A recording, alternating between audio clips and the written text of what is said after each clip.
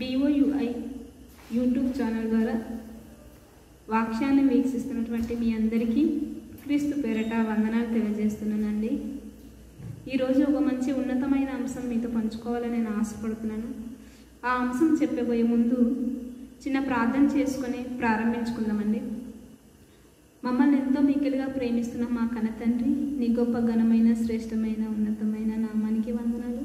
గడిచిన కాలం అంతా కాచి కాపాడిన విధానం బట్టి నీకు వందనాలు తెలియజేస్తున్నాను ప్రభు. ఎంతో మందినైనా ఈ ప్రపంచంలోని ఈ దినాన్ని చూడకుండా ఎంతోమంది మరణించారు.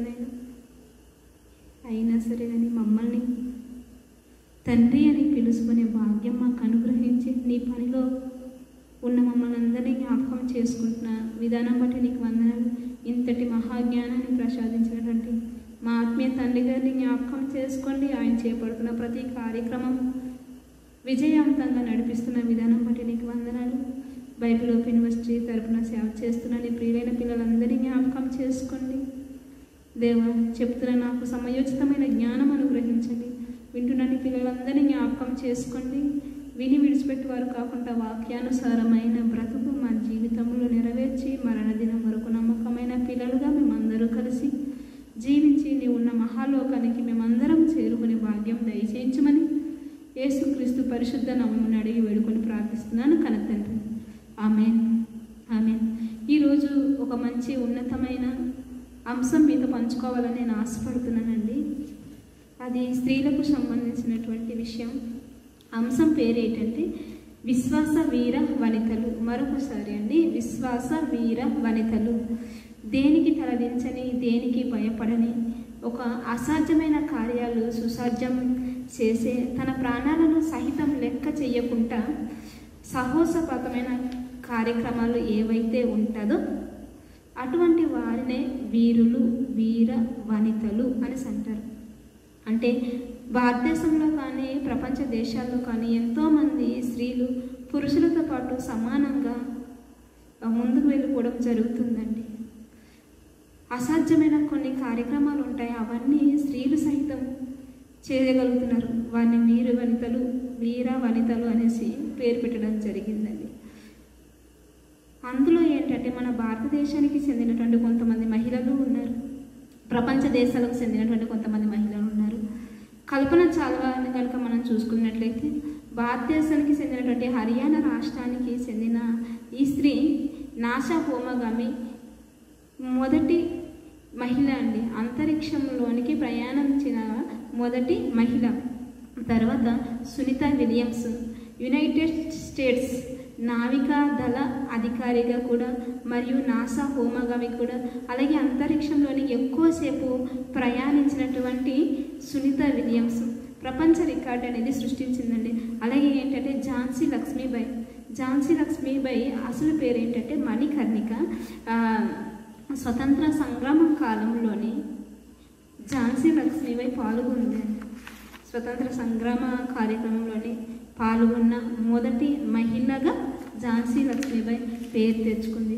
ఒక రజియా సుల్తాన్ ఎవరంటే ఢిల్లీ సింహాసనాన్ని అధిరోహించినటువంటి ఢిల్లీ సామ్రాజ్యాన్ని పాలించినటువంటి మొదటి ముస్లిం మహిళగా పేరు తెచ్చుకుంది. ఇలా చాలామంది మహిళలండి వాళ్ళకు ఉన్నటువంటి వీరత్వాన్ని బట్టి, వాళ్ళకు ఉన్నటువంటి సామర్థ్యాన్ని బట్టి ఎంతోమంది ఎన్నో గొప్ప రంగాల్లోనే పాటుపడినటువంటి వాళ్ళు ఉన్నారు. అలాగే ఏంటంటే బైబిల్ చరిత్రలో కానీ వీర వనితలు కొంతమంది ఉన్నారు. వారు చేసిన త్యాగాలు, వాళ్ళు బ్రతికిన బ్రతుకు చాలా గొప్పగా ఉన్నతంగా బైబిల్లో రాయబడిందండి. వాళ్ళు చేసిన త్యాగాలు ఏంటి? విశ్వాస వీర వనితలు అనేసి మనం బైబిల్లోని నుంచి కొంతమంది స్త్రీలను దృష్టిలో పెట్టుకొని ఈరోజు మీతో పంచుకోవాలని నేను ఆశపడుతున్నానండి. ఎవరు విశ్వాస వీర మహిళలు, స్త్రీలు, వనితలుగా పిలువబడిన కొంతమంది స్త్రీల గురించి ఈరోజు మీతో పంచుకోవాలని ఆశపడుతున్నాను. మొదటిగా రాహాబను వేశ్య. రాహాబను ఒక స్త్రీ ఉంది.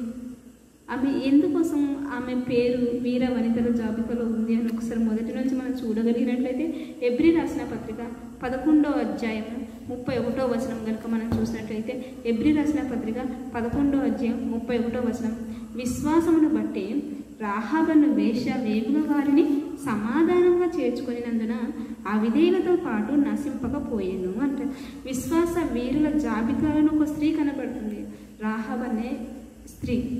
ఆ స్త్రీ ఒకప్పుడు తన యొక్క వృత్తి ఏంటి అంటే కనుక వేశ్య వృత్తి. అంత భయంకరమైనటువంటి వృత్తిలో ఆమె ఉండి విశ్వాస వీరుల జాబితాలోని ఆమె పేరు తెచ్చుకుంది అంటే కనుక ఆమె చేసినటువంటి త్యాగాలు, ఆమె చేసినటువంటి పని అది సామాన్యమైనది కాదు అని మనకు తెలుస్తుంది. ఏం చేసింది అసలు?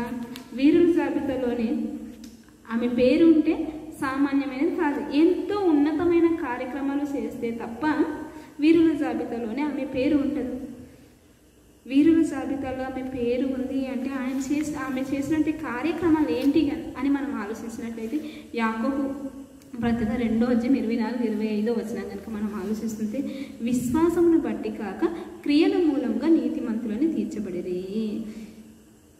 ఏం చేసింది రాహాబుని వేశ్య? రాహాబును వేశ్య జీవితం కనుక మనం చూసినట్లయితే, ఇశ్రాయేలు ఐగుప్తు దేశం నుండి ప్రయాణం అయ్యారండి. పాలు తేనెలు ప్రవహించినటువంటి దేశానికి, కానాను దేశానికి ప్రయాణం అయ్యారు. ఎప్పుడైతే ఎరుకో దగ్గరకు వస్తారో, ఎరుకో దాటిన తర్వాత ఎప్పుడైతే మోషే గారు నడిపిస్తున్న కాలంలోని ఎరుకో దగ్గరికి వచ్చిన వెంటనే మోషే గారు చనిపోవడం జరిగింది. మోషే గారు తర్వాత తదనంతరం నాయకత్వం వహించినటువంటి వ్యక్తియే యెహోషువ గారు. యెహోషువ గారు నాయకత్వంలోని ఐగుప్తు దేశాన్ని నుంచి కనాను దేశానికి వచ్చినటువంటి ఇజ్రాయెల్ కనాను దేశం నుండి, ఐగుప్తు దేశం నుండి కనానుకు వెళ్ళాలి. మధ్యలో ఎరుకో పట్టణం ఉంది, ఎరుకోని దాటాలి. ఎరుకోని దాటాలి అంటే, ఎరుకో అనేది ఇజ్రాయిల్ దేశం అండి. ఎరుకోను జయించాలి అంటే యెహోషువ గారు ఆ పట్టణం యొక్క పరిస్థితులు ఏ విధంగా ఉన్నాయో తెలుసుకొని రమ్మని చెప్పేసి 2 వేగుల వారిని పంపించడం జరిగింది. ఆ సందర్భం కనుక మనం ఒకసారి చూసినట్లయితే, యెహోషువ గ్రంథం 2వ అధ్యాయం 1వ వచనం మరొకసారి చెప్తున్నాండి. యెహోషువ గ్రంథం 2వ అధ్యాయం 1వ వచనం, నూను కుమారుడైన యెహోషువ వేగుల వారైన 2 మనుషులను పిలిపించి, మీరు పోయి ఆ దేశమును ముఖ్యంగా ఎరుకోను చూడుడని వారితో చెప్పి సిస్తీయునొద్ద నుండి వారిని రహస్యంగా పంపెను. అంటే 2 వేగుల వారిద్దరిని ఆ దేశం యొక్క పరిస్థితులు ఏంటి అని చూసుకొని రమ్మని చెప్పేసి 2 వ్యక్తుల్ని యెహోషువ గారు పంపించడం జరిగిందండి. అప్పుడు వాళ్ళిద్దరు వెళ్ళిపోయి, ఆ 2 వెళ్ళిపోయిన తర్వాత ఎక్కడికి వెళ్ళారు ఆయన? వాళ్ళు ఎక్కడ వెళ్ళారంటే, వారు వెళ్ళేసి రాహాబు అనే వేశ్య ఇంట్లో చేరిపోయారండి. వాళ్ళిద్దరూ ఆ వేశ్య ఇంట్లో వేగుల వారు వాళ్ళిద్దరూ చేరిపోయారన్న సంగతి, అక్కడున్న సమాచారం అక్కడ మొత్తం ఆ రాజుగారికి తెలిసిపోయింది. ఎప్పుడైతే రాజుగారు ఆ వేశ్య ఇంట్లో 2 వ్యక్తులు వచ్చారు అని తెలుసుకున్నారో, వెంటనే తన దగ్గర ఉన్నటువంటి సేవకులను పంపించారు.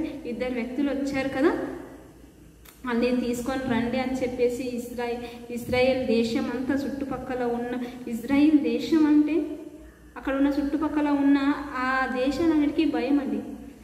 ఎరుకో పట్టణం వాళ్ళు కూడా చాలా భయపడిపోతున్నారు అన్నమాట. ఏంటి అంటే, ఒకసారి యెహోషువ గ్రంథం 2వ అధ్యాయం 4వ వచనంలోని, ఆ స్త్రీ ఆ 2 మనుషులను తోడుకొని వారిని దాచిపెట్టి, మనుషులు నా యొద్దకు వచ్చిన మాట నిజమే, వారు ఎక్కడి నుండి వచ్చారో నేను ఎరగను. చీకటి పడుచుండగా గవిని వెయ్యబడు వేళలో ఆ మనుషులు వెలుపలికి వెళ్ళను. వారెక్కడ పోయారో నేను ఎరగను. మీరు వారిని శీఘ్రంగా తరిమితిరా పట్టుకుందరు. ఎప్పుడైతే రాజుగారు దగ్గర ఉన్నటువంటి సేవకులు ఆ వేశ్య ఇంట్లో పంపించారు, 2 వ్యక్తులు వచ్చారని చెప్పేసి, వాళ్ళిద్దరు వచ్చిన మాట నిజమే, చీకటి పడుతుండగా వాళ్ళిద్దరు వెళ్ళిపోయారు, మీరు కనుక తొందరగా కనుక తరిమితీరా, త్వరగా వెళ్తేరా వాళ్ళని పట్టుకుంటారని చెప్పేసి ఈ రాహాబుగా చెప్పడం జరిగింది. ఎప్పుడైతే తన దగ్గర ఉన్న సేవకుల్ని అక్కడ ఉన్నటువంటి వేశ్య ఇంట్లో వచ్చినటువంటి వాళ్ళని పంపించేసిందో, మొత్తం అంతా చూసి ఎప్పుడైతే పంపించిన తర్వాత ఆ 2 వ్యక్తులను ఎక్కడ దాచిపెట్టిందంటండి, ఒకసారి 6వ వచనంలోనే అని చెప్పి తన మిద్దె మీదకి ఆ ఇద్దరిని ఎక్కించి దాని మీద రాసి వేసి ఉన్న జనుప కట్టెలోని వారిని దాచిపెట్టాను. అంటే అక్కడ ఉన్న జనుప కట్టె దగ్గర రాసేసిందండి ఇద్దరు. అంటే ఇశ్రాయేల్ విషయమై ఇద్దరే ఎక్కడి నుంచి వచ్చారు, నీ ఇంటి నుంచి ఉన్న వాళ్ళని ఒకసారి తీసుకొని రా, బయటికి తీసుకురా అని చెప్తుందండి. చెప్పిన వెంటనే ఆమె వెళ్ళిపోయారు, చీకటి పడకుండా ముందే వెళ్ళిపోయారు అని చెప్పారు.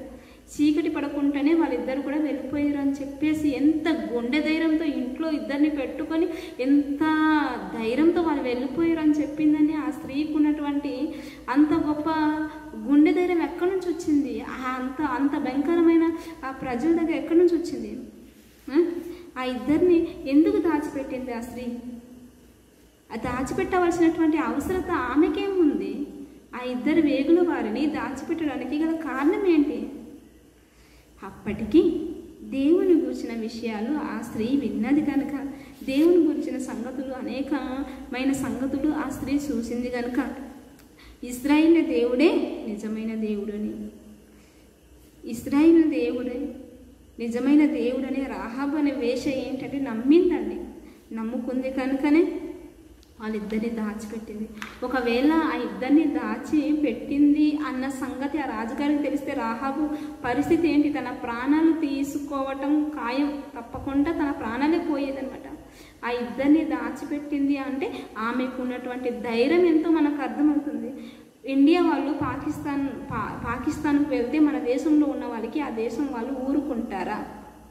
ఆ దేశం యొక్క సమాచారం ఎంత, సైనిక బలం ఎంతమంది సోల్జర్స్ ఉన్నారు, వాళ్ళ పరిస్థితులు ఏంటి, వాళ్ళకున్న ఆయుధాలు ఏంటి అని కనుక్కొని రమ్మని చెప్పేసి ఎవరైనా రహస్యంగా ఆ దేశం యొక్క సమాచారం తెలుసుకొని రండి అని చెప్పేసరికి ఆ దేశం వాళ్ళు ఇండియా నుంచి వచ్చారు మన దేశ పరిస్థితులు తెలుసుకోవటానికి అని చెప్తే ఆ దేశం వాళ్ళు మన దేశం వాళ్ళకి ఊరుకుంటారు, వెంటనే చిత్రహింస పెట్టి చంపేస్తారండి. అలాగే ఆ దేశం వాళ్ళు మన దేశంకి వచ్చినా సరే ఊరుకోరేవారు. అలాంటిది వేరొక పట్టణం వాళ్ళు, వేరొక దేశం వాళ్ళు ఇక్కడికి వచ్చిన తర్వాత వాళ్ళు ఎలా ఊరుకుంటారు? అంత భయంకరమైన ఆ సంఘటనలో కూడా రాహాబు అనే వేశ్య ఏం చేసిందంటే ఆ వేగులు వారిద్దరిని కూడా దాచేసి పెట్టి నిజం పైన పెట్టేసిందండి. ఒకవేళ ప్రాణం పోయినా పర్వాలేదు అనుకుంది కనుకనే ఆ పని చేయగలిగిందండి. ఆమె దేవుని గురించి కళ్ళతో చూడలేదు, దేవుని మాటలు విన్నది. అంటే ఎందుకు? విశ్వాసం, తనకున్నటువంటి దేవుని మీద ఉన్న విశ్వాసం. యాకోబు పత్రిక 2:24 నుండి మనుషుడు విశ్వాసం మూలమున నీతిమంతుడుగా మనుషుడు విశ్వాసం మూలముగా మాత్రమున కాక క్రియల మూలంగా నీతిమంతులని ఎంచబడును కదా. అంటే విశ్వాసం మూలంగా కాదు, క్రియల మూలంగానే నీతిమంతులు అని ఎంచబడతారు. యాకోబు పత్రిక 2:25 అటువలనే రాహాబను వేశ్య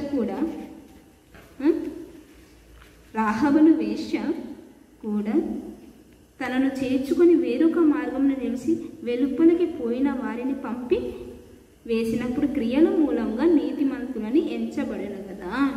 దేవుడు చేసిన అద్భుతాలు అన్నీ ఆమె విన్నది కాబట్టి క్రియల మూలంగానే సాహసపేతమైనటువంటి ఆ క్రియ చేసింది కనుకనే విశ్వాస వీరుల జాబితాలోనే ఆమె పేరు చేర్చబడిందండి.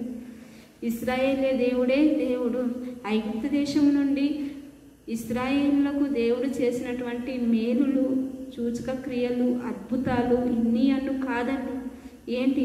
మొట్టమొదటిసారిగా ఎర్ర సముద్రాన్ని 2గా పాయలు చేయటం, నీరు గోడల రూపంలో రావటం, తర్వాత ఆరిన నేలగా మారటం, వీళ్ళందరూ ప్రయాణం చేయటం, ఇవన్నీ విన్న తర్వాత ఈ రాహాబు గారికి ఏమైంది?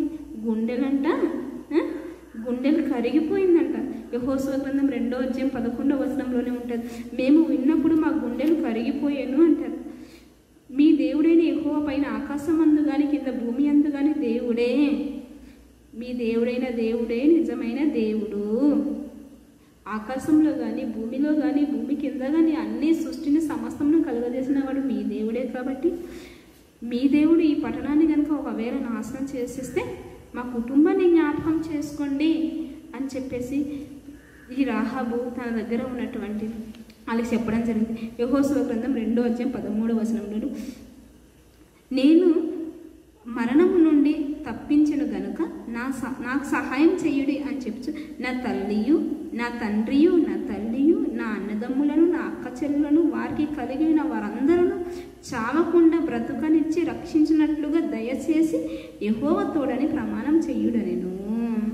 అంటే నేను మీకు ఇంత సాహసోపేతమైన కార్యక్రమాలు చేశాను కదా, మీకు మరణం నుంచి తప్పించాను కదా, మీ పట్టణాన్ని మీరు కనుక నాశనం చేసిన తర్వాత మా కుటుంబాన్ని ఒకసారి జ్ఞాపకం చేసుకోండి, మా కుటుంబాన్ని రక్షించండి అని చెప్పేసి ఈ రాహాబు చెప్తుందనమాట అక్కడ ఉన్నటువంటి వాళ్ళకి. ఎబ్రీ రాసిన పత్రిక 6:11 మీరు చేసిన కార్యాలు పరిశుద్ధులకు ఉపచారం చేసి ఇంకనూ ఉపచారము చేయుచుండుట చేత నా నామమును బట్టియే చూపిన ప్రేమను మరుచుటకు దేవుడు అన్యాయస్తుడు కాడు. చూసారా, ఆ రోజు ఇద్దరు వ్యక్తులు యెహోషువ గారు పంపించినటువంటి ఆ ఇద్దరు వ్యక్తులను రక్షించినందుకు తన కుటుంబం అంతా రక్షించబడిందండి. రాహాబు ఈ కుటుంబం, తన అన్నదమ్ములు, తన అక్క చెల్లెళ్ళు, తన తల్లి, తన తండ్రి కుటుంబం అంతా రక్షించింది. ఎందుకు? ఇద్దరిని ఒకరోజు ఆదరించి తన ప్రాణాన్ని సహితం లెక్క చేయకుండా ఉన్నందుకు. అంతేకాదండి, ఆమె యొక్క పేరు విశ్వాస వీరురాలు అని మాత్రమే ఎక్కడో పాత నిబంధనలో చేసిన కార్యాలు కొత్త నిబంధనలోనే ఆమె గురించి జ్ఞాపకం చేసుకున్నారు. అంతేకాకుండా యేసుక్రీస్తు వంశావళిలో కూడా ఆమె పేరు ఉంది.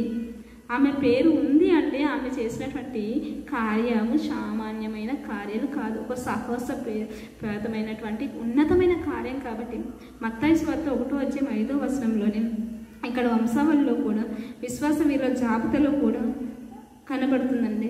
ఇంకొక మహా ఉన్నతమైన వ్యక్తిత్వం కలిగినటువంటి ఇంకొక స్త్రీ గురించి మనం మాట్లాడుకుందామండి.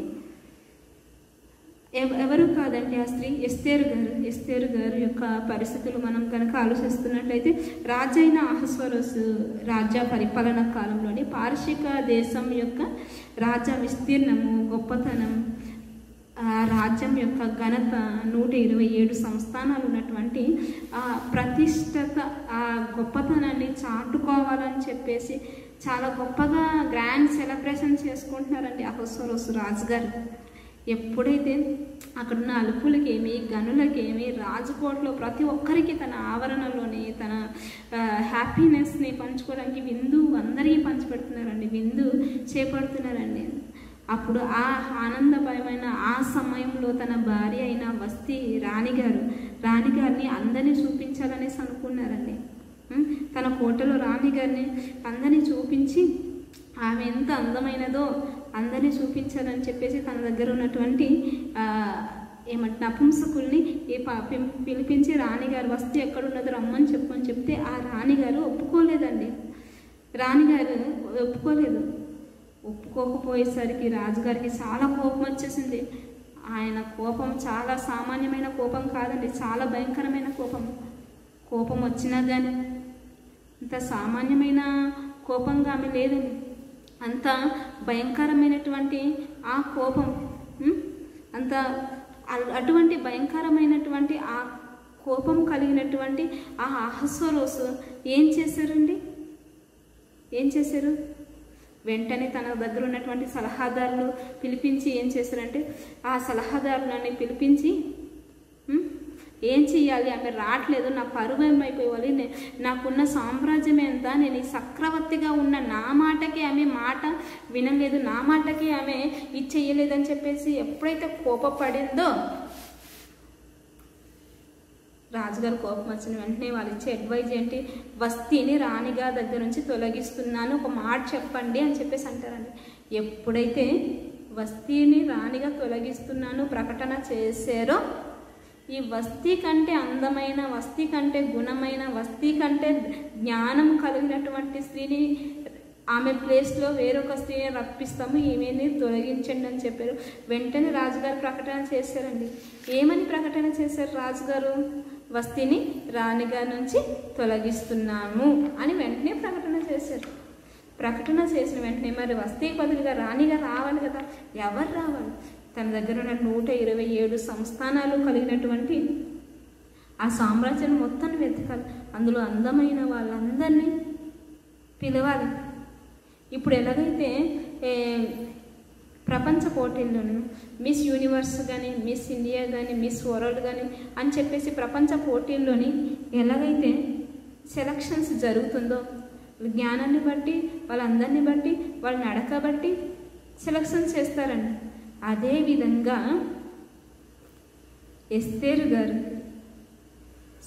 అహస్వరోసు రాజుగారికి వస్తీకి బదులుగా రాణిగా సెలక్షన్స్ అనే ఒక ప్రకటన విడుదలైంది. ఆ ప్రకటన ఆ దేశం ఈ దేశం మొత్తం అలా అలా అలా తెలుసుకున్న తర్వాత ఇదిగో మొర్దెకై చెవిన పడింది. ఎప్పుడైతే మొర్దెకై రాజైన అహస్వరోసుకి వస్తీని తొలగించి ఆమె ప్లేస్లో రాణిగా కావాలి అనుకున్నారో, తన కుమార్తె అయినటువంటి ఎస్తేరును పంపించాలనేసి అనుకున్నారండి. ఇంతకీ ఎస్తేరు ఎవరు, ఎస్తేరు జీవితం ఏంటి అని కనుక మనం ఆలోచించినట్లయితే ఎస్తేరు గ్రంథం 2వ అధ్యాయం 7వ వచనం. ఎస్తేరు 2:7 తన పినతండ్రి కుమార్తె అయిన హదస్స అనే ఎస్తేరు తల్లిదండ్రులు లేనిదై ఉండగా అతడు ఆమెను ఎంచుకొనెను. ఆమె అందమైన రూపము, సుందర ముఖము గలదై ఉండెను. ఆమె తల్లిదండ్రులు మరణం పొందిన తర్వాత మొర్దెకై ఆమెను తన కుమార్తెగా స్వీకరించెను అంట.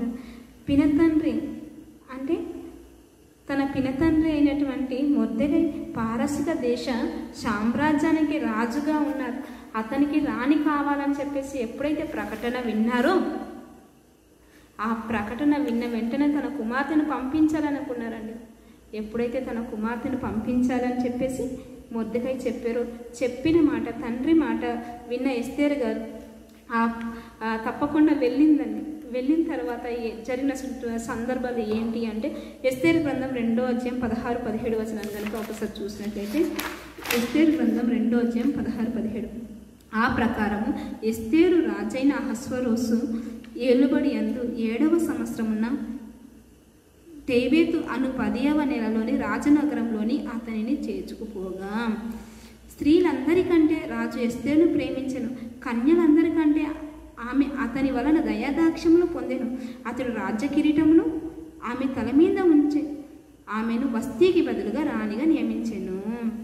ఇక్కడ కనుక మనం చూసినట్లయితే స్త్రీలందరికంటే ఎంతమంది స్త్రీల పోటీలో పాల్గొన్నారో వాళ్ళందరికంటే ఎస్తేరు మీద దయా దాక్షిణ్యం కలిగిందనమాట. స్త్రీలందరికంటే ఈరోజు కొంతమంది స్త్రీలను చూస్తే, బాబోయ్ ఆ ముఖం చూస్తేనే తెలిసిపోతుంది ఆమె ఏంటో అనేసి అంటుంటారు. ఎందుకు?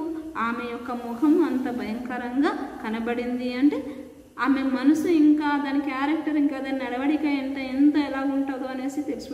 Face of index of the mind అంటారు. సామెతల్లో ఉన్నటువంటి మీ ముఖ లక్షణమే మీ మనసులో ఉన్న సంగతులను తెలియజేసేస్తుంది అని చెప్పడం జరుగుతుంది. ఒకరిని చూడగానే మాట్లాడాలనుకుంటారు, ఒకళ్ళు మాటలు మనం వినాలంటే ఇంకా వినాలనిపించాలి.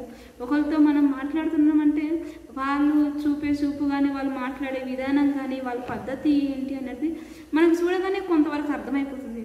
అదేవిధంగా ఎస్తేరును చూడగానే అందరికీ దయ పుట్టేసిందంటండి. ఓన్లీ మరి రాజుగారికి మాత్రమే దయ కలిగేసి ఇష్టం పుట్టలేదు, అక్కడ ఉన్న వాళ్ళందరికీ ఎస్తేరు మీద జాలి పుట్టింది. రాజుగారికి వెంటనే చూసి వెంటనే దయ, ఇష్టం అన్నీ పుట్టేసింది. అంటే ఎస్తేరు ఎంత ఉన్నతమైన మనస్తత్వం కలిగించారు. పోనీ అందరిలాగా అక్కడ పోటీలో పాల్గొన్న వాళ్ళందరూ లేనిపోని ఆభరణాలు అన్నీ ధరించుకున్నారు. కానీ ఏవైతే ఆభరణాలు ధరించుకోమని ఎస్తేరు గారికి ఇచ్చారో అవి మాత్రమే ధరించుకొని వెళ్ళిందంటండి. ఎస్తేరు నడకలో కావచ్చు, ఎస్తేరు చూపులో కావచ్చు, ఎస్తేరు మాటలో కావచ్చు, ప్రవర్తనలో కావచ్చు, ఎస్తేరు అందరికీ రోల్ మోడల్గా మనం చెప్పుకోవచ్చండి. ఈరోజు ఎస్తేరు లాంటి ప్రవర్తన కలిగినటువంటి స్త్రీలుగా మనం ఉన్నాము. ఒకసారి ఆలోచించాలి. ఎస్తేరు తన జాతిని మర్చింది కాదు, తన తండ్రి మాట విడనాడింది కాదు. ఎస్తేరు జాతి కోసం, తండ్రి ఆశయం కోసం తన ప్రాణాలను సహితం లెక్క చేయకుండా ఒక సాహసవంతమైన కార్యక్రమాలు చేసిందండి. సరే, ఎప్పుడైతే ఎస్తేరుకి రాణిగా చేయటానికి ముందు, వస్తీని తొలగించడానికి ముందు ఎలాగైతే విందు చేశారో, ఎస్తేరు రాణి అయిన తర్వాత కూడా విందు ఏర్పాటు చేయడం జరిగిందని రాజుగారు చాలా సంతోషకరంగా జీవిస్తున్నారు. రాణి కావటానికి ముందు రాజుగారు రాణి అయిన తర్వాత కూడా విందు ఏర్పాటు చేసిన తర్వాత ఒకరోజు ఇద్దరు వ్యక్తులు రాజుగారికి వ్యతిరేకంగా రాజుగారిని సంపాలనేసి మాట్లాడుకుంటుంటారు. అక్కడ పనిచేస్తున్నటువంటి పర్సన్ ఒకరు ఉన్నారు, ఆయనే మొర్దెకాయ్ గారు. ఈ మొర్దెకాయ్ గారు గేట్ కీపర్గా పనిచేస్తుంటారు. ఇద్దరు వ్యక్తులు రాజుగారికి వ్యతిరేకంగా కుట్ర పంటున్నారు, రాజుగారిని సంపాలని చెప్పేసి. ఎప్పుడైతే రాజుగారికి అమ్మ ఘోరం జరిగిపోతుంది, రాజుగారిని సంపాలనుకుంటున్నారు అన్న విషయము మొర్దెకాయ్ గారు తన కుమార్తె అయినటువంటి ఎస్తేర్ గారిని అని చెప్పగానే ఎస్తేర్ గారు రాజుగారికి చెప్పేశారు. ఎప్పుడైతే ఎస్తేరు తన రాజుగారికి చెప్పిందో అక్కడ ఉన్నటువంటి నేరారోపణలు నిజాలు అని తెలుసుకున్న తర్వాత నిజమే అని తేలిన తర్వాత వాళ్ళిద్దరిని కూడా ఉరి తీయడం జరిగింది. సరే, తర్వాత ఎస్తేరు గ్రంథం 4వ అధ్యాయం 13వ వచనంలోనే మొర్దెకాయ్ ఎస్తేర్తో ఇట్లాని ప్రత్యుత్తరం ఇచ్చి, రాజనగరంలో ఉన్నంత మాత్రం చేత ముందు నీవు తప్పించుకుందువని నీ మనసులో తలంచుకునవద్దు. అంటే ఏంటి, ఎందుకు నువ్వు రాజనగరంలో ఉన్నంత వరకు నువ్వు తప్పించుకుందు అనేసి నువ్వు తలంచుకునవద్దు అంటారేంటి? ఏంటి అసలు ఈ సందర్భం ఏంటి? ఎస్తేరు గ్రంథం 4వ అధ్యాయం 14వ వచనంలోని చూసినట్లయితే, నీవు ఈ సమయమందు ఏమి మాట్లాడక ఉండు, మరి ఒక దిక్కు నుండి మాకు సహాయం వచ్చును అని చెప్పేసి అంటున్నారు. అంటే ఏంటి అంటే ఎదుగో నీవు రాజనగరంలో నీ స్థితి ఏంటి, నీ స్థాయి ఏంటి, నీవు బ్రతికిన బ్రతికే ఏంటి, ఇప్పుడు బ్రతుకుతున్న బ్రతికే ఏంటి, ఉన్న స్థితి నుంచి దేవుడు నీకు ఉన్నతమైన స్థితికి తీసుకొచ్చాడు. ఒక చక్రవర్తిగా ఉన్న రాజుగారికి నీకు భార్యగా తీసుకొచ్చాడు. అంటే నీ పొజిషన్ ఏంటి? నువ్వు ఈ అంతఃపురంలో ఈ రాజనగరంలో నీవు ఉన్నంత మాత్రంలో తప్పించుకొనేసి నువ్వు అనుకోవద్దు. నువ్వు పుట్టడానికి, నువ్వు ఇక్కడ రాణిగా రావడానికి ఒక కారణం ఉంది. ఏంటి అంటే యూదులను, యూదా జాతిని కాపాడవలసిన బాధ్యత దేవుడు నీకు అప్పగించాడు. నువ్వు కనుక ఒకవేళ ఈ పని చేయకపోతే నీ ద్వారా అవ్వకపోయినా వేరొకరి ద్వారా అయినా దేవుడు సహాయం చేస్తారు అని చెప్పేసి తన కుమార్తె అయిన ఎస్తేరు గారితో చెప్పింది. తండ్రి, నా గురించి ప్రార్థన చేయండి, నేను నా సేవకులు మేమందరం ప్రార్థన చేస్తాను అని చెప్పేసి ఆమె చెప్పడం జరిగింది. అసలు యూదులందరినీ సంపాలని ఎందుకు అనుకుంటున్నారు రాజుగారు? ఎందుకు అనుకుంటున్నారు అంటే, రాజుగారి దగ్గర హామాను అనే ఒక వ్యక్తి ఉంటారు. ఆ రాజుగారి స్థానం అంతగా ఆ హామాన్ అనే వ్యక్తి ఉంటాడు. ఆ హామాను రాజుగారి దగ్గర నుంచి బయటకు వస్తున్నా, లోపలికి వెళ్తున్నా అక్కడ ఉన్న ప్రజలందరూ హామానికి తల వంచి సాష్టంగపడి నమస్కారం చేస్తారండి. కానీ మొర్దెకాయ్ మాత్రం నమస్కారం చెయ్యరు. ఎప్పుడైతే మొర్దెకాయ్ నమస్కారం చెయ్యలేదో ఈ హామానికి కోపం వచ్చేసింది. అందరు నమస్కారం పెట్టి నేనంటే చాలా గౌరవంగా చూస్తున్నారు కదా, ఈ హామాన్ అనే వ్యక్తి ఎందుకు నమస్కారం చెయ్యట్లేదని చాలా కోపం కలిగి ఉన్నటువంటి వ్యక్తి హామాన్.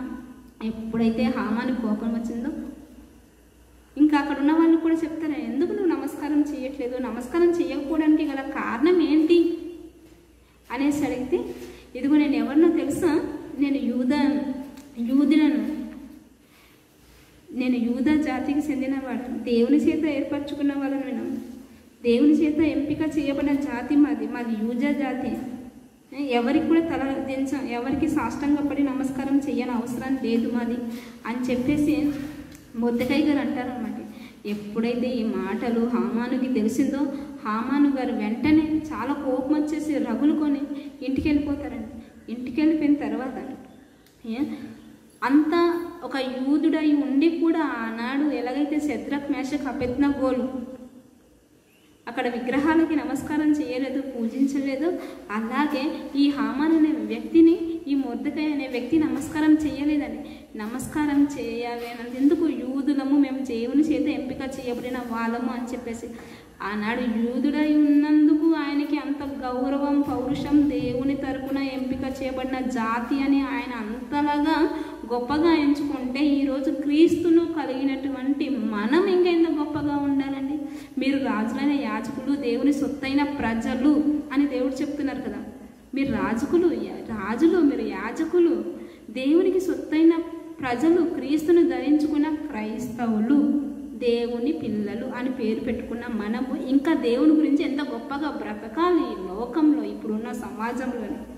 కొంతమంది క్రైస్తవులు అని చెప్పుకోవడానికి, దేవుని నమ్ముకున్నామని చెప్పుకోవడం కూడా సిగ్గుపడుతుంటారు, బైబిల్ పట్టుకొని చర్చికి వెళ్ళడం కూడా భయపడుతుంటారు. అలాంటి పిరికితనం కలిగినటువంటి క్రైస్తవులు ఈ రోజు నామకార్థ క్రైస్తవులు అయినటువంటి వారు చాలామంది ఉన్నారు. మనం వారి వల్ల మనం ఉండకూడదండి. ఎప్పుడైతే సరే మొర్దెకాయి గారు ఏం చేస్తారు, వస్తారు, చాలా ప్రౌడ్గా ఫీల్ అవుతారు, మేము యూదులం అని చెప్పేసి. ఈ హామాను కోపం వచ్చేసి రగులుకొని చుంటామన్నమాట. సరే ఒక్కసారి ఈ యూదుడిని అందరినీ నాశనం చేయాలని చెప్పేసి హామాను అనుకుంటున్నాం, నమస్కారం చేయాలి కదా, ఈ యూద జాతి అంతా అంతే అని చెప్పేసి వీళ్ళందరినీ సంహరించాలి, చంపించాలని చెప్పేసి చెప్పడం జరుగుతుంది. ఎప్పుడైతే రాజుగారికి కంప్లైంట్ ఇస్తారండి, ఏమని కంప్లైంట్, యూదులైన వాళ్ళందరూ ఉన్నారండి, వాళ్ళ యొక్క విధులు, వాళ్ళ యొక్క ఆచారాలు మన ఆచారాలు, వాళ్ళ యొక్క సాంప్రదాయాలు మన సాంప్రదాయాలు, అది పూర్తి మన దేశానికి మన రాజ్యానికి భిన్నంగా ఉన్నాయండి, వాళ్ళని ఎలాగైనా చంపించేయాలి, వాళ్ళని ఎలాగైనా సరే చంపేయాలి, వాళ్ళు ఉంటే కనుక మనము ఇదిగా ఉంటామని చెప్పేసి చెప్పడం జరుగుతుంది. ఎప్పుడైతే యూదుల మీద కంప్లైంట్ ఇచ్చారో రాజుగారికి, హామాన్ అనే వ్యక్తి వెంటనే నమస్కారం చేసేసారు, రాజు ఆజ్ఞ ఇచ్చేసాడు, అన్ని భాషల్లో ట్రాన్స్లేషన్ చేసేసి ప్రచురింపబడ్డారు యూద జాతులందరినీ నాశనం చేయాలని చెప్పేసి. మరి యూదులందరినీ నాశనం చేయాలని ఒక ఆజ్ఞ ఇచ్చిన తర్వాత ఏం చేయాలి, తప్పకుండా ఆ శాసనం అనేది అమలు కావాల్సిందే కదా. అప్పుడు ఈ మొర్దెకాయి గారికి తెలిసింది, అమ్మా అప్పుడు ఎస్తేర్ గారు, నీ వల్ల కాకపోతే వేరే వాళ్ళైనా సహాయం వస్తావు, నువ్వు అంతఃపురంలో ఉండటం కాదు, ఏదో ఒకటి ఆలోచించు అని చెప్పగానే, ఈ సమయంలో నువ్వు మౌనంగా ఉండకూడదు అని చెప్పి 14వ వచనంలో ఉంటుంది. సో తండ్రి మాట విన్న ఎస్తేర్ నేను చావనైనా సస్తాను కానీ యూద జాతిని కాపాడుకుంటానని చెప్పేసి ఎస్తేర్ గారు అన్నదండి. సరే మరి రాజుగారి దగ్గరికి వెళ్ళాలి కదా, రాజుగారి దగ్గరికి వెళ్ళాలంటే రాజుగారి పర్మిషన్ కావాలి. ఒకవేళ రాజుగారి పర్మిషన్ లేకుండా అక్కడ రాజుగారి దగ్గరికి వెళ్తే చంపడం ఖాయం. అంత భయంకరమైన కోపిష్టి కలిగినటువంటి రాజే అహష్వేరోషు. అలాంటి భయంకరమైన కోపం, పౌరుషం, రోషం కలిగినటువంటి రాజు దగ్గర ఈమె వితౌట్ పర్మిషన్తో వెళ్తే ఏంటి పరిస్థితి? నేను వెళ్తే చచ్చినా పర్వాలేదు, నీవన్న మాట కోసం, నా జాతి కోసం నేను తప్పకుండా కాపాడుకుంటాననేసి రాజుగారి దగ్గరికి ఎస్తేర్ గారు వెళ్ళారండి. వెళ్ళిన తర్వాత అమ్మ రాణిగారికి ఎస్తేర్ని చూడగానే రాజుగారికి ఏం పుట్టింది? దయ పుట్టింది. ఏమ్మా ఎస్తేర్ ఎందుకు వచ్చావు ఇక్కడ? రాజ్యంలోని సగ భాగం కావాలా అని చెప్పేసి అన్నారు. రాజ్యంలో సగ భాగం కాదండి, మీకు ఒక చిన్న విన్నపం అండి అని చెప్పేసి ఏమంటే, నేను మీకు విందు ఏర్పాటు చేస్తున్నాను, ఆ విందులోని మీరు తప్పకుండా అటెండ్ అవ్వాలి, ఈ విందుతో పాటు మీతో పాటు హామాన్ అనే వ్యక్తిని కూడా తీసుకురావాలి అని చెప్పింది. ఓ దీనికేనా అని చెప్పేసి విందులో పాల్గొన్నారు. ఈ హామాన్ అనే వ్యక్తి కూడా వచ్చారు.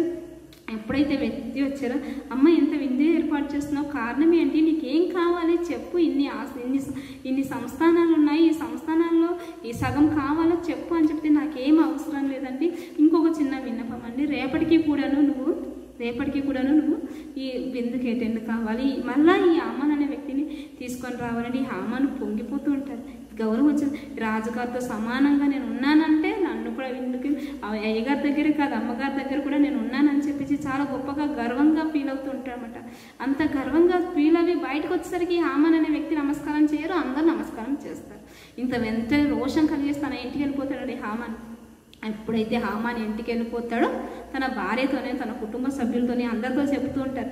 ఏమని చెప్తారండి, ఇదిగో యూదుడు ఒకడు ఉన్నాడు, ఆయన మొర్దెకాయి, ఆయన నాకు నమస్కారం చేయట్లేదు, అతను నేను ఏం చెయ్యాలి నాకు అని చెప్పేసి చాలా పౌరుషం కలిగి నేను ఇంత దేశానికి ఈ సంస్థలకంతటికి అధిపతిగా ఉన్నాను, నేను రాజుగారు నన్ను సేర తీసుకుంటున్నారు, రాణిగారు నాకు విందు భోజనానికి అటెండ్ చేస్తే ఇంత గొప్పగా ఉన్న నాకు ఆ మొర్దెకాయి అనే వ్యక్తి నాకు నమస్కారం చేయట్లేదు అనేసి అంటే, ఆ రాణిగారు ఏమని అడ్వైజ్ ఇచ్చిందండి, ఎస్తేర్ గ్రంథం 5వ అధ్యాయంలోని 11వ వచనంలోని, ఎప్పుడైతే మొర్దెకాయి తన భార్యతో కుటుంబ సభ్యులతో చెప్తున్నారు, నువ్వు వాళ్ళు ఎలాగిన చచ్చిపోవాలి, ఆ మొర్దెకాయి గారు చచ్చిపోవాలి, నువ్వు వెళ్ళేసి రాజుగారు ఆజ్ఞ తీసుకొని రండి, మేము ఇక్కడ ఉరికొయ్య తయారు చేస్తూ ఉంటాము, ఆ ఉరికొయ్య దగ్గర ఉరి వేసేయాలని చెప్పేసి అంటారు. ఒక భార్యగా ఉండి పోనీలేండి నమస్కారం చేయట్లేదు ఊరుకుందాం అన్నదా? లేదండి, ఏమని చెప్పింది, నువ్వు వెళ్ళేసి రాజుగారు ఆజ్ఞ తీసుకొచ్చి నువ్వు ఉరికొయ్య రెడీ చేస్తూ ఉంటాను, ఇక్కడ ఉరి తీసిద్దాం అనేసి అంటుందండి. ఇటువంటి మూర్ఖురాలైనటువంటి భార్యలు కొంతమంది ఉంటారు. అలాగే బైబిల్లో కూడా యోబు గారి భార్య ఉంది కదండి, నువ్వు నీ దేవుడే యెహోవాని దూషించి మరణం కమ్ము అనేసి అంటుంది. మరణం కమ్ము అంటే చచ్చిపో, నీ దేవుని దూషించి చచ్చిపో అంటుందంటే ఆమె ఎంత భయంకరమైన స్త్రీ మనకు కనబడుతుందండి. అంటే తన భర్తనే చచ్చిపో అంది అంటే ఆమె ఎంత మూర్ఖురాలో మనకు తెలుస్తుంది. అలాగే ఇంకొక భయంకరమైన స్త్రీ హేరోదియా, దేవుని తరపున ఒక ఉన్నతమైన దేవుని యొక్క సువార్తను ప్రకటించేటువంటి పర్సన్ యోహాన్ గారు. ఆ యోహాన్ గారు తల నరికి తీసుకొచ్చి ఒక ప్రాణాలు తీసేసింది కదా, ఎవరండి? హేరోదియా. అంత భయంకరమైన స్త్రీలు ఉన్నారు. అటువంటి క్యారెక్టర్ కలిగినటువంటి స్త్రీలు ఈ రోజుల్లో కూడా చాలామంది ఉన్నారండి. సరే, ఈలోగా ఏం చేశారు? రాజుగారి దగ్గరికి పర్మిషన్ కోసమని హామాను వెళ్ళిపోయారు. రాజుగారికి నిద్ర పట్టట్లేదు. నిద్ర పట్టకపోయేసరికి తన దగ్గర ఉన్నటువంటి రాజ్య సమాచార గ్రంథం తీసుకొని రమ్మని తన సేవకుల్ని పిలిపించి అడగడం, రాజుగారు రాజ్య సమాచార గ్రంథం చదవటం, చదువుతున్న ఆయనకి ఏంటి నిద్ర పట్టలేదు, సమాచార గ్రంథం చదువుతున్న కొద్దీ అప్పుడు ఇంకొక రోజు జరిగిన సంఘటన అక్కడ ఉంది. ఏంటి అంటే రాజుగారికి వ్యతిరేకంగా ఇద్దరు కుట్ర పన్నడం, మొర్దెకాయి అనే ఆయన రాణిగారి ద్వారా రాజుగారిని కాపాడటం, వాళ్ళిద్దరిని ఉరి తీయటం. ఇక్కడ ఆగిపోయిన తర్వాత నా ప్రాణాలని కాపాడినటువంటి ఆ పర్సన్ ఎవరు, అతన్ని తప్పకుండా నేను సన్మానించాలి అని చెప్పేసి ఆలోచన రావటం. అప్పుడు ఈలోగా హామాను ఎంట్రీ అవ్వటం. హామాను వెంటనే వచ్చిన తర్వాత రాజు గణపరచవలసినటువంటి వ్యక్తి ఏ విధంగా ఉండాలి, రాజు గణపరచాలంటే ఆ వ్యక్తిని ఏం చెయ్యాలి అని చెప్పేసి హామాను అడగడం. అయ్యగారు అప్పుడు నువ్వు ఏం చేస్తావని చెప్పి మొదటిగా నీ వస్త్రాలను ధరించుకోమని చెప్పేసి అంటారు. నీ వస్త్రాలు అతనికి ధరించాలి, నువ్వు ఎక్కే గుర్రం మీద అతనికి ఎక్కించాలి, నీ తల మీద ఉన్న కిరీటం అతనికి పెట్టాలి అని చెప్పి మంచిగా చెప్పి ఇదే చేద్దామని చెప్పేసి ఏ వ్యక్తి అయితే ఉరి తీయడానికి చంపడానికి రెడీ అవుతున్నారో ఆ వ్యక్తి చేత సత్కరించి ఊరేగించేటట్లు పరిస్థితి దేవుడు తీసుకొచ్చాడండి మొర్దెకాయికి. అంటే మొర్దెకాయిని ఆయన చంపాలనుకున్నవాడు ఈ హామానే మొర్దెకాయికి సన్మానించవలసిన పరిస్థితి. దేవుడు సామాన్యుడు కాదని తన ప్రియులైన పిల్లల్ని అందరినీ ఎప్పుడు గణపరచాలి, వాళ్ళని ఎప్పుడు ఏ స్థితిలో ఎక్కడ ఉంచాలి అని దేవునికి బాగా తెలుసండి. ఇదన్నీ మన జీవితంలోని పూర్వం జరిగినటువంటి సంగతులన్నీ మనం తెలుసుకొని మనం వాటి ప్రకారంగా జీవిస్తే మనము కూడా అంతకంటే ఉన్నతంగా మనం ఉండగలం కదండి. ఒకసారి ఆలోచించండి. అంటే ఎప్పుడైతే మరలా విందుగా ఏర్పాటు చేసింది తర్వాత ఆ విధంగా ఎప్పుడైతే హామాను అనే వ్యక్తి ఈ మొర్దెకాయిని గణపరిచి సన్మానించి రథం మీద ఎక్కించి ఇవన్నీ చేశారో హామాను ఊరుకోలేక ముసుగు కప్పుకొని ఇంటికి కోపంతో ఏడ్చుకుంటూ ఇంటికి వెళ్ళిపోయిన తర్వాత ఏం జరిగింది, పర్మిషన్ ఇచ్చారని తన భార్య అడిగితే ఏం లేదు పుల్లు వ్యతిరేకంగా అవ్విందనటం. తర్వాత ఏమైంది, పుల్లు వ్యతిరేకంగా అవ్విందని వెంటనే ఏం చేశారండి, ఈలోగా రాణిగారు పిలిచారు కదా విందుకు, మరలా విందుకు అటెండ్ అవ్వడం. విందుకు అటెండ్ అయిన తర్వాత అప్పుడు రాజుగారితో అమ్మ నీవేంటి విందుకు ఏర్పాటు చేయడానికి నీ కారణం ఏంటి, విందు జరిగింది అంటే విందు ఏర్పాటు చేస్తున్నావు అంటే నీకు ఏం కావాలంటే ఏం లేదండి నా ప్రాణాలు కావాలంటే నీ ప్రాణమా, నీ ప్రాణాన్ని తీసేవాడు ఎవడు అని చాలా రోషంగా చాలా పౌరుషంగా ఉన్నటువంటి ఆ అహష్వేరోషు ఎవరో కాదండి, యూద జాతిని నాశనం చెయ్యాలనుకుంటున్నారండి, ఎవరో కాదు వాళ్ళు, ఇదిగో ఈ హామానే అని అంటారు. అప్పుడు హామాను వెంటనే ఏ ఊరి కొయ్య అయితే మొర్దెకాయిని చంపాలనుకుంటున్నారు ఆ ఊరి కొయ్య మీదే ఈ హామాన్ అనే వ్యక్తి ఉరి తీయడం, అతను చంచిపోవడం జరిగింది. అంతతో ఊరుకోవాలి కదా. ఎస్తేర్ గారు రక్షించబడింది, తర్వాత మొర్దెకాయి గారు రక్షించబడ్డారు, వాళ్ళు సేఫ్ జోన్లో ఉన్నారు. మరి అంతటితో ఊరుకోలేదు కాదు. ఇంకా ఏం చేసింది, రాజుగారి దగ్గర కన్నీళ్ళతో మనవి చేసుకుంది, బ్రతిమాలనుకుంటున్నారు. ఇదిగోండి నేనే కాదు, నా తండ్రే కాదు, నా తండ్రి ఇంటి వారు, మా జాతి, మాది యూదా జాతి, వాళ్ళందరినీ నాశనం చేయాలని వ్యతిరేక భావంతో కుట్ర పన్నాడండి ఈ హామానే ఎలాగైనా ఈ హామాను చేసినటువంటి తప్పుడు సమాచారాన్ని మీరు శాసనం చేశారు కాబట్టి దాన్ని మార్చేయాలి అని చెప్పేసి చెప్పడం జరిగింది. ఏం మార్చేయాలని చెప్పారు, ఏమని మార్చారు, ఇదిగో యూదులకు వ్యతిరేకంగా ఉన్న వాళ్ళందరినీ, యూద జాతిని కాకుండా యూదులకు వ్యతిరేకంగా ఉన్న వాళ్ళందరినీ చంపించాలి అని ఒక్క మాట రివర్స్ రాస్తే సరిపోతుంది అని చెప్పగానే వెంటనే యూదులే కాదు యూదులందరినీ చంపించాలనుకున్నారు కదా, యూదుల్ని కాదు యూదుల్ని రక్షించాలి అని చెప్పేసి వెంటనే శాసనం చేస్తే వాళ్ళందరూ యూదులు వ్యతిరేకంగా ఉన్న వాళ్ళందరినీ కాపాడిందండి. యూదులందరినీ కాపాడి యూదులకి వ్యతిరేకంగా ఉన్న వాళ్ళందరూ చచ్చిపోయారండి. అంటే ఒక్కో స్త్రీగా తన అధికారం ఏంటో కూడా, తన ఉన్న స్థితిని కూడా మరిచి తండ్రి మాట కోసం దేవుని పిల్లలైన వాళ్ళందరినీ ఒక్కో స్త్రీ సాహసోపేతమైన కార్యక్రమం చేసింది. ఒకవేళ వితౌట్ పర్మిషన్ తెలితే రాజుగారు చంపేస్తారు అని తెలిసి కూడా వెళ్ళిందంటే ఆమె చేసిన త్యాగం ఎంత గొప్పదో. ఆమె కూడా ఒక వీర వనిత అని కూడా మనం చెప్పుకోవచ్చండి. ఇంకొక స్త్రీ గురించి మనం మాట్లాడుకుందామండి. ఆమె ఎవరంటే దెబోరా గారు. ఈ దెబోరా ఏంటి, దెబోరా పరిస్థితి ఏంటి, ఎవరు ఈ దెబోరా చరిత్ర ఏంటి అని మనం బైబిల్లో కనుక చూసుకున్నట్లయితే, న్యాయాధిపతులు ఏలుతున్న సమయంలోనే ఇశ్రాయేలీలు ఉన్నారు కదా, ఇశ్రాయేలు దేవునికి అవిధేయులుగా బ్రతికారు. దేవుడు ఎన్నిసార్లు చెప్పినా ఎన్నిసార్లు గద్దించినా తప్పుడు మార్గంలో నడుపుతున్నారు. దేవునికి వ్యతిరేకంగా పాప పనులు చేస్తూనే ఉంటారు. కాబట్టి ఇశ్రాయేలు అందరినీ సంహరించాలి, చంపేయాలి అని చెప్పేసి దేవుడు అనుకోవటం, తర్వాత వాళ్ళందరినీ ఎప్పుడైతే న్యాయాధిపతులుగా ఒక్కొక్కరు బ్రతుకున్నప్పుడు వాళ్ళు గద్దిస్తే బాగానే ఉంటుంది. తర్వాత చనిపోతున్నప్పుడు న్యాయాధిపతులందరూ చనిపోతున్న కాలంలోని ఇశ్రాయేలు దేవుణ్ణి మరిచి విచ్చలవిడిగా జీవించటం, తర్వాత ఏంటి అంటే వాళ్ళు దేవుడు ఇశ్రాయేల్ని చంపించేయాలి అనుకోవటం. తర్వాత ఒకసారి యెహోషువ గ్రంథం 11వ అధ్యాయం 10వ వచనంలోని యాబీన్ అనే ఒక రాజుగారు ఉన్నారనమాట. సిసెరా అనే ఆ రాజుగారికి సైన్యాధిపతిగా ఒక సిసెరా అనే ఒక సైన్యాధిపతి, సైన్యాన్ని నడిపించేటువంటి అతను ఉంటాడనమాట. యుద్ధం చెయ్యాలంటే ఆ సైన్యం ఎంత ఉంది, ఎన్ని బలంగాలు కావాలి అని చెప్పేసి మొత్తం అన్ని ఆ సిసెరా అనే ఒక వ్యక్తి చూసుకుంటారన్నమాట. సో దేవుడు ఇశ్రాయేల్ని ఆ యాబీన్కి లేకపోతే ఆ సిసెరాకు అప్పగించడం జరిగింది. వాళ్ళు చాలా భయంకరమైనటువంటి క్రూరత్వం కలిగినటువంటి వాళ్ళండి.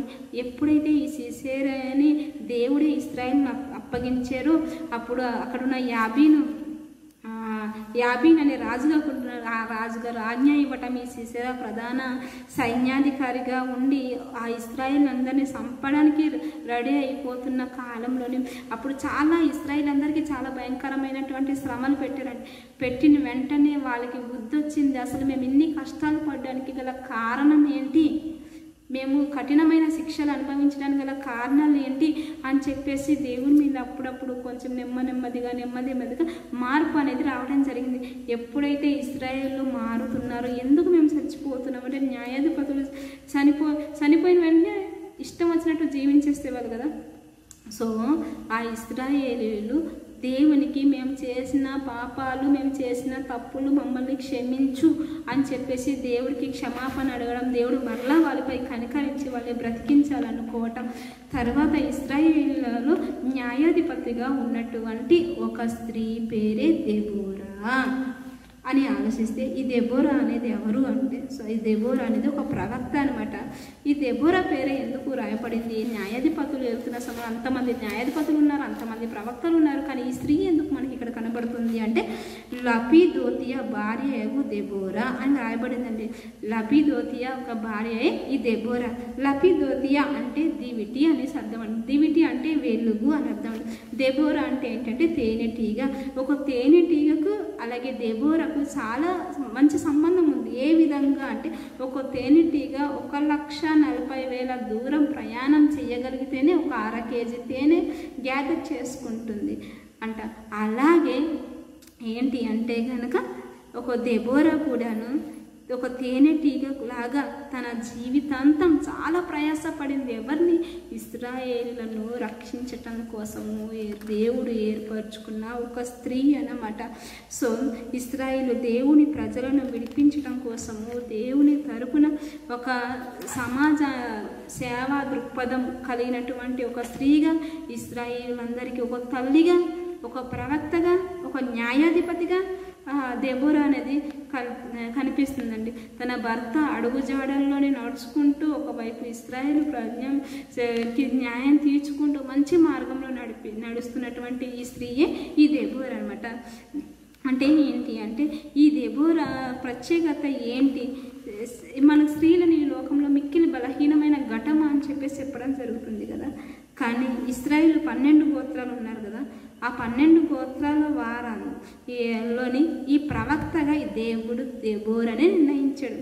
అంటే మిర్యామి ప్రవక్తగా ఉండేది, తర్వాత కూడా కొంతమంది కానీ ఈ దెబోరాకున్న ఈ వీరుల జాబితాలో విశ్వాస వీర వనితలు అని దెబోరా గురించి మనం ఎందుకు అంటున్నాం? ఈమె ఏంటి? ఈరోజు స్త్రీలైన వాళ్ళు సమాజంలో బైక్ దగ్గర నుంచి ఫ్లైట్ వరకు నడిపించేటువంటి స్త్రీలు ఉన్నారు. అవును, అన్ని రంగంలో ముందున్నారు. పాత నిబంధనలోనే ఈమె ఒక న్యాయాధిపతిగా, ఒక న్యాయాధిపతి అంటే ఏంటి? జడ్జిమెంట్. ఎక్కడో కూర్చొని జడ్జిచ్చే స్త్రీగానే ఇక్కడ కనబడట్లేదని ఇంకొక మాట మీకు తెలుసు ఏంటి అంటే, ఈ దెబోరా యుద్ధానికి వెళ్ళడానికి సిద్ధపడింది కూడాను. యుద్ధానికి వెళ్ళడానికి సిద్ధపడి యుద్ధం కూడా చేసినటువంటి ఒక వీర వనితగా కూడా మనకు కనబడుతుందండి. అది ఎక్కడికి ఆ సందర్భాల్లో మనం కనుక చూసినట్లయితే ఒకసారి న్యాయాధిపతులు 4వ అధ్యాయం 7వ వచనం. నేను నీ దగ్గరకు యాబీను సేనాధిపతి అయిన సిసేరను, అతని రథములను, అతని సైన్యమును కిషోను ఏటి యుద్ధకు కూర్చొని చేతికి అతనిని అప్పగించదను. ఇశ్రాయేలులైన దేవుడైన యెహోవా సెలవిచ్చి ఉండలేదా అని దెబోరా చెప్పగా, అంటే ఇదిగో నేను బారాకు అనే ఒక వ్యక్తి ఉంటాడు. ఈ బారాకుతోనే ఈ సమాధానం అని దెబోరా చెప్పుతుంది. ఏమని? ఈ ఒకసారి న్యాయాధిపతులు 4వ అధ్యాయం 8వ వచనంలోని, నీవు నాతో వచ్చిన ఎడల నేను వెళ్ళేదను, నీవు నాతో రాని ఎడల నేను వెళ్ళాలని ఆమెతో చెప్పాను. ఒక బారాకు అనే వ్యక్తి ఉన్నాడు కదండి. ఇదిగో అమ్మ, నువ్వు యుద్ధం చేయడానికి నువ్వు వస్తేనే నేను యుద్ధానికి వెళ్ళడానికి రెడీ అవుతాను. నువ్వు ఒక యుద్ధానికి వెళ్ళడానికి కనుక రెడీ అవ్వలేదనుకో నేను ఆ యుద్ధమే చెయ్యను, నేను యుద్ధానికి రాను అని చెప్పేసి. అసలు బారాకు అంత ఉన్నతమైన బలం కలిగినటువంటి ఒక సైన్య కలిగినటువంటి బారాకు అతను వెళ్ళి యుద్ధం చేయొచ్చు కదా, అతనే వెళ్ళేసి ఆ సిసేరాని మిగతా వాళ్ళందరినీ చంపేయచ్చు కదా. ఒక న్యాయాధిపతిగా, ఒక స్త్రీగా ఉన్నటువంటి ఈ స్త్రీని ఎందుకు తీసుకెళ్ళాలి? ఎందుకంటే ఆమె దేవుని యొక్క సేవకురాలు, ఒక న్యాయాధిపతి, ఒక ప్రవక్త. అటువంటి ఉన్నతమైన లక్షణాలు కలిగినటువంటి ఆమె ధైర్యం, ఆయన త్యాగం, ఆమె సాహసం బట్టి ఈ బారాకు అమ్మ అప్పుడు సిసేరా ఈ దెబోరా అంటే అన్నమాట, నేను కనుక నీతో పాటు వస్తే నీకు ఘనత రాదు, నీకు పేరు రాదు, నీకు పేరు ప్రతిష్టలేమీ రాదు. ఒక స్త్రీ చేతిలో ఆ సిసేరా చనిపోతాడు అని చెప్పేసి ముందుగానే ప్రవక్తే కదండి దెబోరా. ఆ స్త్రీ చేతిలో సిసేరా చనిపోతాడు అని చెప్పగానే ముందుగానే ప్రవచనం ఇచ్చిందండి. ఆ ప్రవచనం తగ్గట్టుగానే నెరవేరిందండి. ఒక స్త్రీ చేతిలోనే చనిపోతాడనమాట. అంటే చూసారండి, ఒకసారి ఇక్కడ బారాక గురించి కూడా ఆలోచిస్తే, అమ్మ నువ్వు వస్తేనే నేను వెళ్తాను అని చెప్పేసి ఒక బారాక ఒక స్త్రీతో ఒక జడ్జిమెంట్ ఇచ్చేటువంటి ఒక న్యాయాధిపతిగా, ఒక ప్రవక్తగా ఉన్నటువంటి దెబోరాకు అడుగుతున్నారంటే, అమ్మ నాకు ఘనత రాకపోయినా పర్లేదు, నాకు పేరు ప్రతిష్టలు రాకపోయినా పర్లేదు, ఇశ్రాయేలులకు విజయం రావటమే ఖాయం అనుకున్నారు కాబట్టే ఇదిగో విశ్వాసుల జాబితాలోని బారాకు పేరు కూడా ఉందండి. గిజ్జోను, బారాకు, సంసోన్ అని కూడా కనబడుతుంది. ఎక్కడ? ఎబ్రీ రాసిన పత్రిక 11వ అధ్యాయం 32వ వచనంలో. అలాగేనండి, ఆ సిసేరా అనే ఒక వ్యక్తి ఉన్నాడు కదా, సైన్యాధిపతి. అతనికి చాలా గర్వం. ఎందుకు గర్వం? 900 రథములు ఉంటాయి. కీర్తనల గ్రంథం 20వ అధ్యాయం 7వ వచనంలోని కొందరు రథములను బట్టి, కొందరు గుర్రములను బట్టి అతిశయపడతారని అంటారు. అంటే ఆ పాత నిబంధన కాలంలోని రథాలు ఎక్కువగా ఉంటే, గుర్రాలు ఎక్కువగా ఉంటే వాళ్ళే ధనవంతులుగా వాళ్ళు చాలామంది ప్రౌడ్గా ఫీల్ అవుతుంటారు. అలాగే ఏంటి అంటే న్యాయాధిపతులు 4వ అధ్యాయం 14వ వచనంలోని, దెబోరా లెమ్ము, యెహోవా సిసేరాను నీ చేతికి అప్పగించిన దినం ఇదే, యెహోవా నీకు ముందుగా బయలుదేరాను కదా అని బారాకుతో చెప్పినప్పుడు, బారాకు ఆ 10,000 మంది మనుషులను వెంట పెట్టుకొని అక్కడి నుండి దిగి వచ్చాను అని చెప్పారు. అంటే ఎప్పుడైతే దెబోరా ఇదిగో నీ సిసేరా సంపాలి అంటే కనుక నీవు లేము, ఇప్పుడే ఈరోజే, ఆ దినం ఏ రోజు కాదు అని చెప్పేసి చెప్పడం జరిగింది. ఒకసారి న్యాయాధిపతి గ్రంథం 4వ అధ్యాయం 15వ వచనంలోని, బారాకు వారిని హతము చేయనట్లు యెహోవా సిసేరాకు అతని రథములు దిగి కాలినడకన పారిపోయాను. ఎప్పుడైతే ఇదిగో దెబోరా, బారాకు వీరందరూ యుద్ధానికి సిద్ధపడుతున్నారో రథములు దిగిన వెంటనే ఆ సిసేరా పారిపోతున్నారు.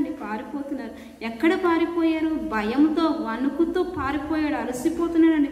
న్యాయాధిపతుల గ్రంథం 4వ అధ్యాయం 17వ వచనంలోని, అక్కడ కయ్యీనునకు హేబేరు భార్య అయిన యోబేలు గుడారమునకు పారిపోయాను. ఎవరు? ఈ సిసేరా అనే ఆయన గర్వం కలిగినటువంటి ఈయన ఇశ్రాయేలులను చంపాలనుకున్న ఆయన భయంతో పారిపోతే ఎక్కడ చేరిపోయాడట? అతను కయీనుడగు హేబేరు భార్య అయిన యోబేలు గుడారంలో పారిపోయాడంట. న్యాయాధిపతులు 4:18 నా ఏలినవాడ నా తట్టు తిరుగుము, భయపడకుము అని చెప్పినందుకు సిసేరతో ఆమె ఇంటికి వచ్చాను. అంటే అక్కడ ఉన్నటువంటి కయీనుడికి హేబేరు భార్య అయిన యావేలు ఉంది కదా, ఆ యావేలు నా ఏలినవాడ నీకు ఎందుకు భయము, నువ్వు నా గుడారానికి రా, నా దగ్గర రా అంటగానే ఆమె నమ్మకంతో అతను ఏం చేశాడు? తన గుడారంకి వెళ్ళిపోయి అలసిపోయినాడు కదా. ఏం కావాలన్నారండి? నీళ్ళు కావాలన్నా, కొంచెం వాటర్ ఇవ్వమని చెప్తే ఆమె వాటర్ బదులుగా పాలు ఇచ్చిందని పాలు తాగేసి అలసిపోయి పడుకు ఇదే సమయం అని చెప్పేసి నేను ఇక్కడ చాలా సేఫ్ జోన్లో ఉన్నాను, నాకేమీ కాదు అనుకున్నటువంటి గర్విష్టి అయినటువంటి అయినా ఎక్కడ యోబేలు గుడారంలోని ఎప్పుడైతే అక్కడ పడుకోంపేయటం అలసట గాఢ నిద్ర ఎప్పుడైతే కలిగిందో చివరికి ఏం చేశారు? నూర్చు కొయ్య ఒకటి ఉంటుందా, కొయ్యతో పాటు నుదుటి మీద పెట్టేసి చంపేసిందంటే ఒక స్త్రీ ఎలాగా అయితే ఒక దెబేరా ప్రవక్తగా ఉండి కూడా ప్రవశించిందో అదే నాకేం కాదని పరిగెట్టి పారిపోయినప్పటికీ కూడా చచ్చిపోయాడండి. అంటే ఏంటి అంటే న్యాయాధిపతుల గ్రంథం 5:7 ఇశ్రాయేలు ఒక తల్లిగా కూడా ఉంది అని, న్యాయాధిపతిగా ఉంటుంది. ముందుండి సైన్యాన్ని నడిపించినటువంటి దెబోరా ఆమె చేసినట్టే జరిగింది, ఆయన చెప్పినట్టే జరిగింది. ఒక స్త్రీ చేతిలో చస్తాడు అని చెప్పేసి అన్నారు, అలాగే చచ్చిపోయిందండి.